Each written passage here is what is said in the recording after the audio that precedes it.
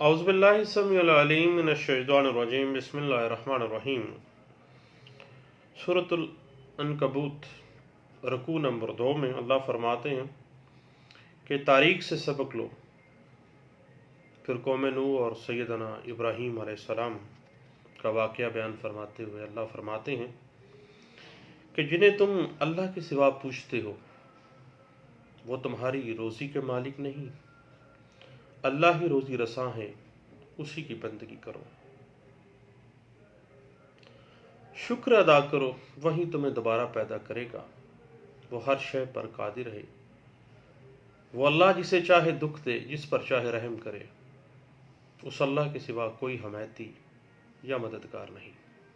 वाखिर दावाना अल्हम्दुलिल्लाहि रब्बिल आलमीन। हम doctrine of part performance section 53A transfer of property act 1882 की बात कर रहे थे। बात इस तरह से चली कि पार्ट परफॉर्मेंस हमेशा contract to transfer immovable property पे ही अप्लाई होगी,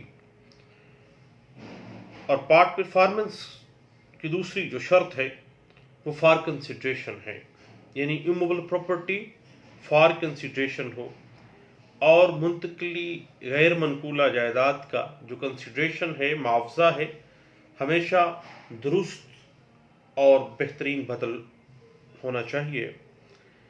और सेक्शन 53A पार्ट परफॉर्मेंस का असूल जो वाज़ेह करता है उसका ये बुनियाद यही है कि अगर मुआवजा बदल जो है वो नहीं है तो वो कॉन्ट्रैक्ट जो है या वो दस्तावेज़ इंतकाल जो है वो कतई सूरत section 53A transfer of property act 1882 के तहत पार्ट परफॉर्मेंस में फॉल नहीं करेगा।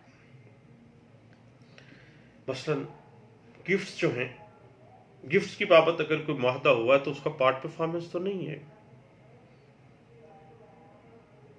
अब पार्ट परफॉर्मेंस हिबे पे क्यों नहीं आएगा? क्योंकि फॉर नो कंसिडरेशन है, हिबा कंसिडरेशन के बगैर है।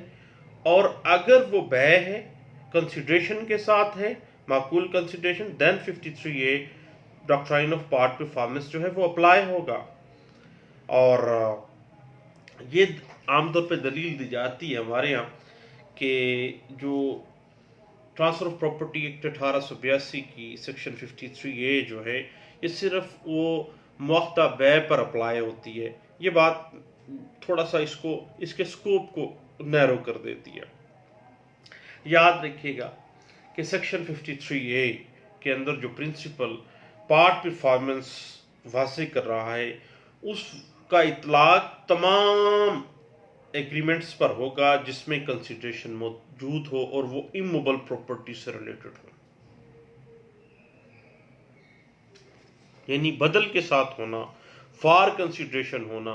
That is the basic ingredient for the application of the doctrine of part performance. अब अगर हम ट्रांसफर ऑफ प्रॉपर्टी एक्ट 1882 को देखें तो इसमें कहीं भी कंसिडरेशन का लफ्ज तो इस्तेमाल ही नहीं हुआ है। अब कंसिडरेशन के लिए हमें लॉ ऑफ कॉन्ट्रैक्ट 1872 की तरफ जाना पड़ेगा। और अगर हम कॉन्ट्रैक्ट एक्ट 1872 की सेक्शन 2 को निकालते हैं, वो कहती है कि जब प्रोमिसर की ख्वाहिश पर प्रॉमिसी या किसी दूसरे शख्स ने कोई फेल किया हो और ऐसा फेल विद कंसिडरेशन हो, यानी कुछ ना कुछ उसके बदल दिया जाए,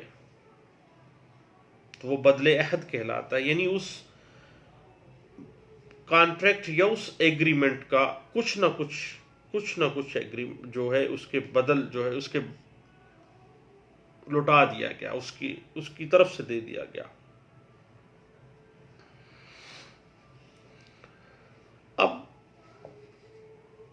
जो भी मुआहदा इमूवेबल प्रॉपर्टी का है वो फॉर कंसिडरेशन होना चाहिए,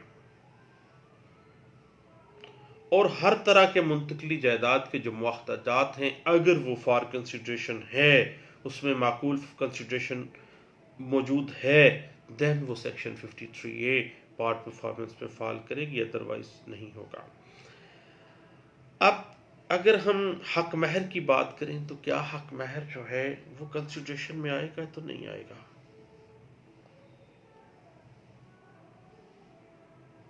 अब मोहम्मदन लॉ के तहत हक महर के मुआहदा पर भी बात तो वही आ जाती है,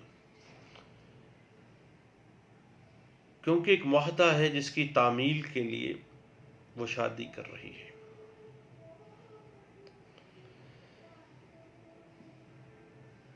और बदल क्या है? Bride is in possession and has married in performance of the contract of marriage. उसके बाद थोड़ा सा हम आगे चलें, इस बात की इंटरप्रिटेशन जो है ये 2019 तक इसकी हमें मिल जाएगी, और इसकी अगर हम बुनियाद में जाना चाहें तो all India reporter 1939 Allahabad high court का फैसला पेज 653 हमें इस बात के ऊपर इंटरप्रिटेशन दे देती है। इसके अलावा इसी बात को 2004 SCMR पेज 530 में और 2009 SCMR पेज 589 में भी डिस्कस किया गया है कि जिस भी कॉन्ट्रैक्ट की आप पार्ट परफॉर्मेंस की बात कर रहे हैं वो फॉर कंसिडरेशन होना चाहिए, फ्री का नहीं होना चाहिए, हिबा नहीं होना चाहिए। रिमूवेबल प्रॉपर्टी फॉर कंसिडरेशन होनी चाहिए। उसके बाद जो तीसरी बात है that is the return contract, यानी इमूवेबल प्रॉपर्टी फॉर कंसिडरेशन, और जो कॉन्ट्रैक्ट होगा that should be in the return form.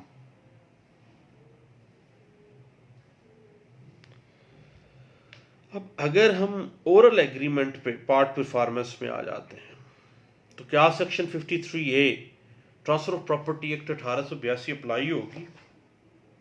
नहीं होगी।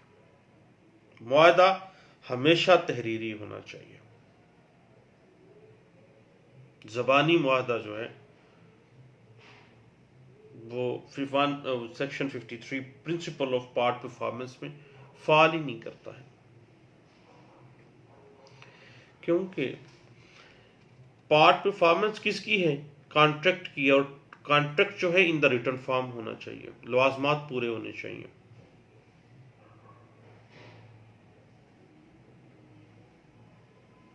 उसके बाद जो तहरीरी मुआहदा है that should be the signed agreement, यानी जिस मुआहदे की पार्ट परफॉर्मेंस की आप बात कर रहे हैं ना, वो ना सिर्फ तहरीरी होना चाहिए बल्कि मुआहदा करने वाले या उसके जो रिप्रेजेंटेटिव है उसकी तरफ से दस्तखत भी होने चाहिए, अदरवाइज उसकी 0/0 वैल्यू है।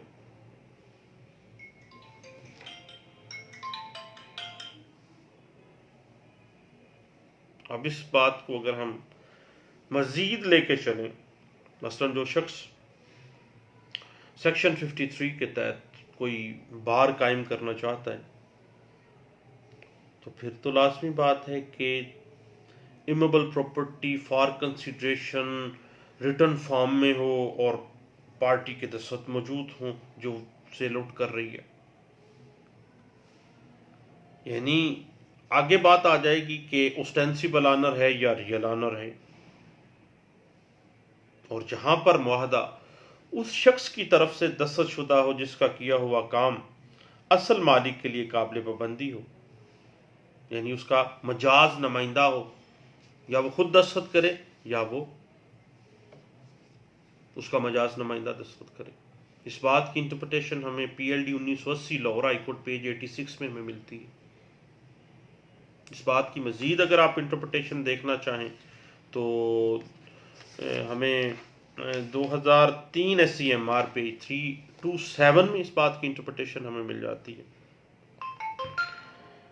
और उसके बाद याद रखिएगा कि जो शरायते मुआहदा हैं वो असरटेन्ड विद सर्टेनिटी यानी उनका तयन यकीनी होना चाहिए।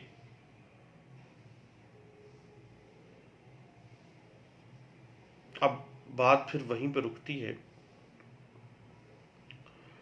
कि जो भी शराइत वाज़े की जा रही हैं, जो भी शराइत जो हैं वो उस इमूवेबल प्रॉपर्टी के कॉन्ट्रैक्ट के लिए रखी जा रही हैं, वो सर्टन होनी चाहिए, तयशुदा होनी चाहिए, और उन शराइत का तयन इतना यकीनी होना चाहिए कि उनके अंदर कोई एम्बिग्विटी ना रह जाए। अगर एम्बिग्विटी रह गई ना उस मुआहदा इंतकाल के अंदर, तो सेक्शन 53 उस पर अप्लाई नहीं होनी है।